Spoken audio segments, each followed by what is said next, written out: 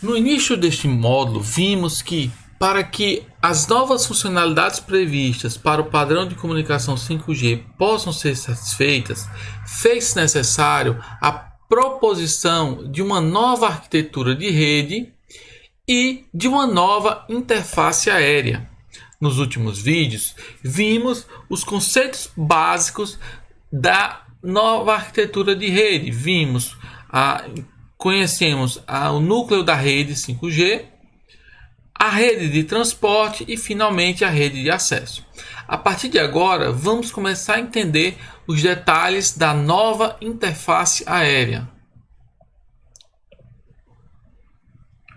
A nova interface aérea é composta de várias tecnologias, tais como o aumento da largura de banda. E aí, por largura de banda, é muito importante nós compreendermos a diferença que se tem para o conceito de vazão, já que muitas vezes vazão e largura de banda são entendidos como o mesmo conceito, mas na verdade são conceitos distintos. Largura de banda diz respeito à largura do espectro eletromagnético que é utilizado para uma dada transmissão. Já a vazão é justamente a quantidade de dados que se consegue transmitir dentro dessa largura de banda. E aí, só para ficar ainda mais claro, quando nós consideramos largura de banda, nós medimos em megahertz, gigahertz. Já a vazão de transmissão seria megabits por segundo, kilobits por segundo e assim sucessivamente. Então, quando nós estamos dizendo que no 5G nós temos uma maior largura de banda, estamos querendo afirmar que no padrão 5G utiliza-se mais espectro eletromagnético. Uma outra tecnologia ainda associada a essa questão de utilização da largura de banda seria o High Level Modulation, no qual tem por objetivo aumentar justamente essa capacidade da largura de banda. Um terceiro conceito associado seria o Massive MIMO ou Massive Multiple Input Multiple Output Antenna, que tem como objetivo primário o aumento na cobertura de transmissão e o aumento na capacidade de transmissão. Em seguida, temos a utilização de códigos POLAR e LDPC. A utilização de ambos os códigos vem a melhorar a eficiência no processo de codificação dos dados transmitidos, de tal modo que nós conseguimos transmitir mais dados com o mesmo sinal. Em seguida, temos dois conceitos associados com a melhoria da eficiência do espectro, que são o FOFDM e o Flexible Frame Structure.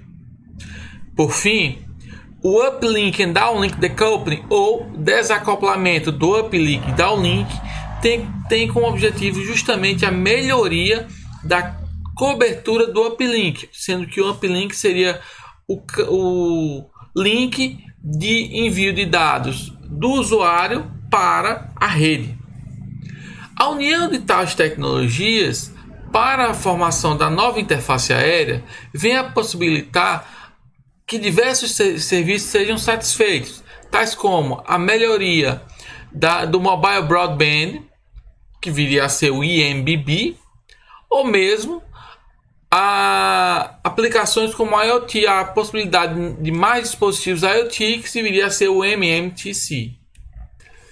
No caso do 5G, a faixa destinada do espectro eletromagnético é muito maior do que a do 4G. O 5G ele pode ser implantado em duas faixas distintas. A primeira faixa, que é conhecida como espectro principal do 5G, e ou R1, e o espectro estendido do 5G, FR 2. A primeira faixa, FR1, é conhecida também como sub-6G ou sub-6G. Diz respeito basicamente à faixa do espectro que vai até 6 GHz. Sendo que essa faixa sub-6G ela é subdividida em duas faixas, sendo a primeira faixa conhecida como sub-3G ou sub-3G, ou seja, a faixa que vai até 3 GHz, e a parte complementar de 3 GHz até 6 GHz, onde essa segunda parte é chamada de C-band. Desse conjunto desse primeiro conjunto do espectro, a principal frequência utilizada é a frequência 3.5 GHz. Ela é normalmente a mais utilizada das frequências. Em relação ao espectro estendido do 5G, ela é também conhecida como mmWave, ou Millimeter Wave.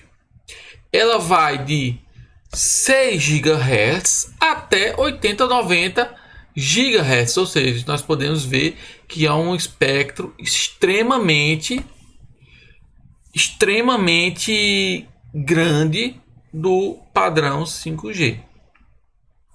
E aí, para o caso dessa Millimeter Wave, as principais frequências utilizadas são a de 28 GHz, 39 GHz, 60 GHz e finalmente a de 73 GHz. Dentro do espectro de transmissão, temos que ter em mente que para cada frequência de transmissão base utilizada, utiliza-se uma dada largura de banda possível, ou seja, nós não utilizamos numa única transmissão todo o espectro. Na verdade, a transmissão se dá em pequenas faixas, na verdade muito menores, onde aquilo é justamente a largura de transmissão para aquela dada transmissão, para aquela dada aplicação. No caso do LTE, por exemplo, LTE que seria o 4G, nós temos 6 faixas de frequências possíveis: 1.4 MHz, 3 MHz, 5, 10, 15 e 20 MHz. Quanto maior a frequência, quanto maior essa largura de banda, maior é a capacidade de transmissão e, por sua vez, maior é a vazão possível de transmissão. No caso do 5G, o que nós temos é, considerando a primeira faixa de frequência, o FR1, ou seja, o sub-6G, nós temos várias faixas possíveis: 5 MHz, 10 MHz, 15, 20, 25, indo até 100 MHz. Já no caso do FR2, nós temos 5 faixas possíveis, começando em 50 MHz e chegando até mesmo 400 MHz. E aí, fazendo uma comparação entre o 5G e o 4G, percebemos que a largura de banda do 5G é muito maior do que a do 4G. Por exemplo, no caso do primeiro bloco do FR1, a largura de banda utilizada pode chegar a ser até mesmo 5 vezes maior do que a maior do 4G. Já no caso do FR2, ele pode chegar a ser até mesmo 20 vezes maior, ou seja, percebemos que a capacidade de transmissão no 5G é muito maior do que no 4G. As maiores larguras de banda são providas nos espectros de maior frequência, no C-band e no Millimeter Wave. Se vocês se recordam, C-band vai do 3G, do 3 GHz até os 6 GHz, e o Millimeter Wave dos 6 GHz em diante. Em relação à capacidade de transmissão, em decorrência da frequência, é importante a gente ter em mente que, conforme a frequência de transmissão aumenta, diminui a cobertura desse sinal, ou seja, quanto maior a frequência, você tem uma maior velocidade de transmissão, mas uma cobertura maior, um alcance menor de transmissão. Então, sempre que você diminui a frequência, você diminui a velocidade, mas aumenta a distância. Essa situação nós vemos muito, nós vamos poder avaliar justamente na performance do processo de cobertura no caso do C-band.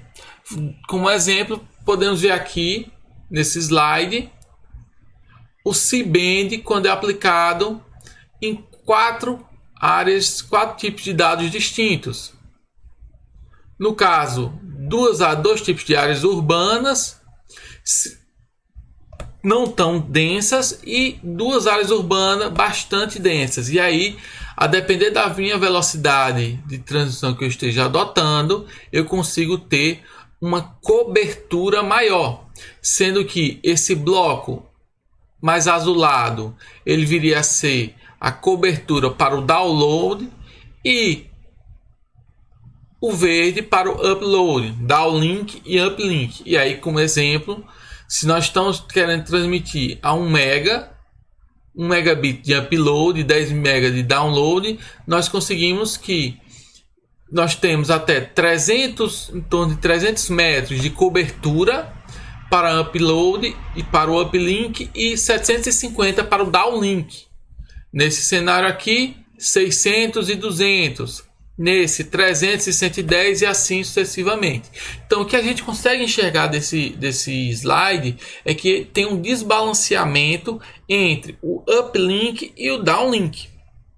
E aí o principal problema disso é que toda transmissão ele não é algo isolado só downlink ou só uplink. Na verdade, é sempre a combinação de ambos.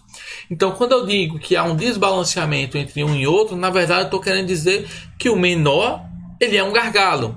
Então, nesse caso aqui, para esse cenário aqui, esse primeiro cenário, a cobertura possível é só 300 metros. Porque mesmo que o downlink chegue a 750 metros, você precisa do uplink para a transmissão. Então, o uplink termina a ser um gargalo. Então, nesse outro cenário, você teria a cobertura no máximo 200 metros, nesse caso 110 metros, e finalmente, nesse último cenário de uma rede muito mais densa, nós teríamos apenas 70 metros. Então, isso é um problema que nós temos, que a rede 5G precisou resolver, que é o que? Você tem um downlink alto, mas que você está limitado pelo uplink. Para que esse problema possa ser resolvido,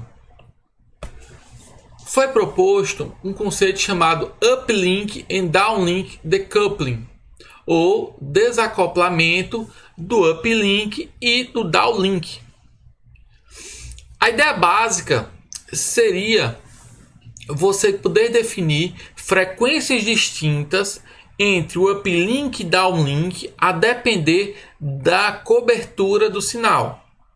Vamos dar como exemplo esse primeiro caso aqui, onde nós não temos o uplink and downlink decoupling, onde nessa primeira área amarela seria uma área em que tanto o uplink quanto o downlink tem cobertura. Então esse dispositivo ele consegue ter a transmissão, mas vamos supor que eventualmente ele se desloque para essa segunda área verde aqui, onde você teria o downlink, mas o uplink não teria mais a cobertura. E aí, nesse caso, você não conseguiria ter essa transmissão. Esse cenário é um cenário de uma rede utilizando a frequência 3.5 GB. Nesse caso, o gap entre uplink e downlink pode chegar até mesmo a 13.7 decibéis, que é algo relevante, é um valor relevante que você não vai conseguir realmente fazer essa transmissão.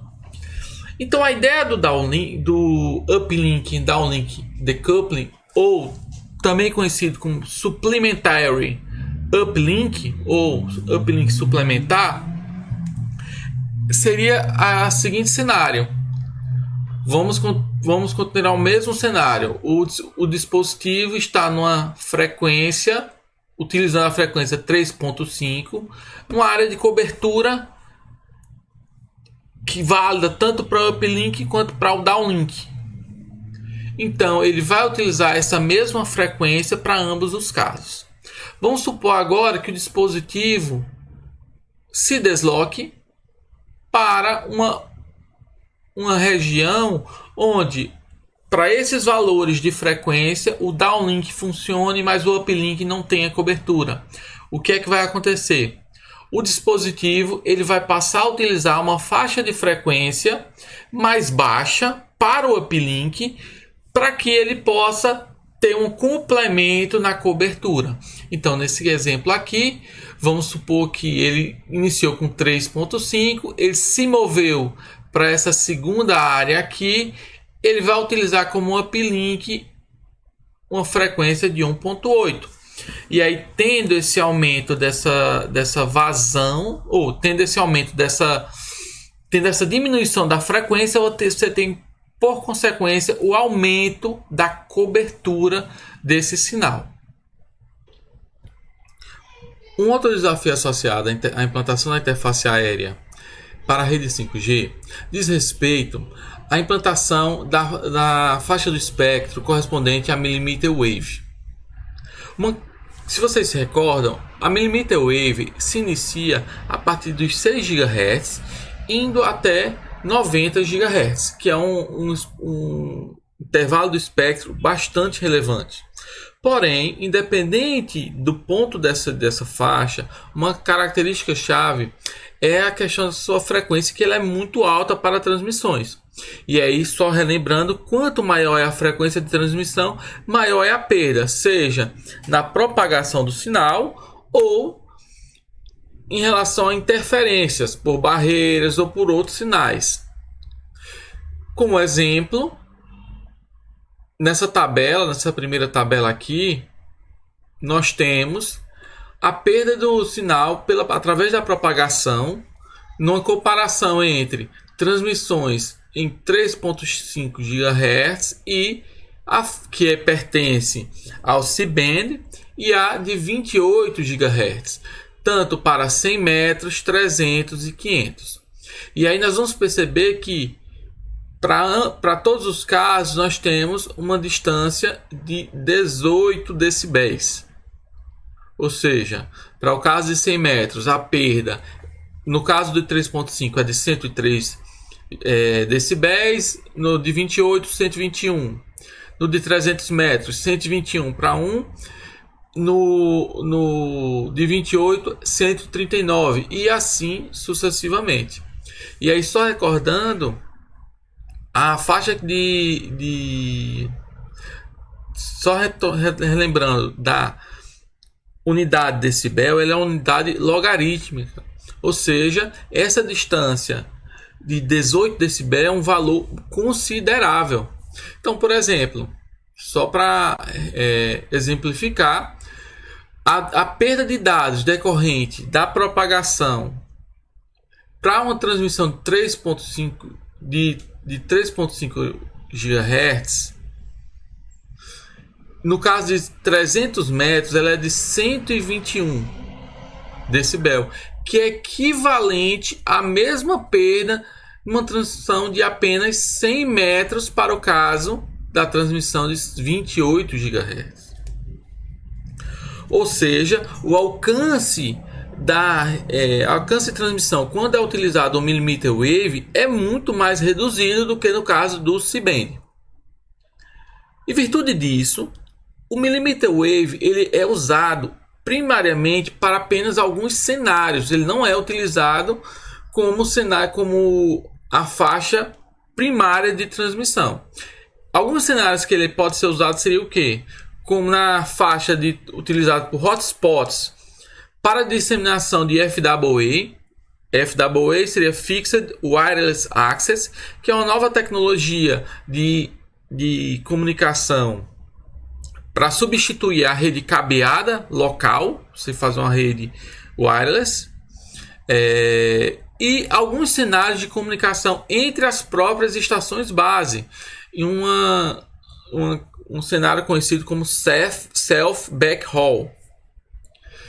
Nessa segunda tabela, nós temos a mesma comparação entre o 3.5 GHz e o 28 GHz, só que considerando a penetration loss, ou seja, a perda por penetração, que seria basicamente o que? Quando você tem alguma barreira e aquela barreira vai interferir no sinal.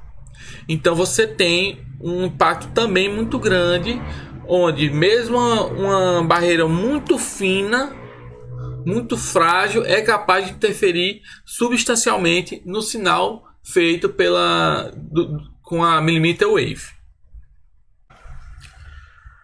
Um novo recurso apresentado para a interface aérea do padrão 5G diz respeito à nova modulação proposta para o uplink de transmissões, que é a 256 QAM. Tanto o padrão LTE quanto o padrão 5G possuem diferentes formas de codificar a informação, onde você vai ter formas mais densas, onde você tem mais possibilidades de código, e formas menos densas.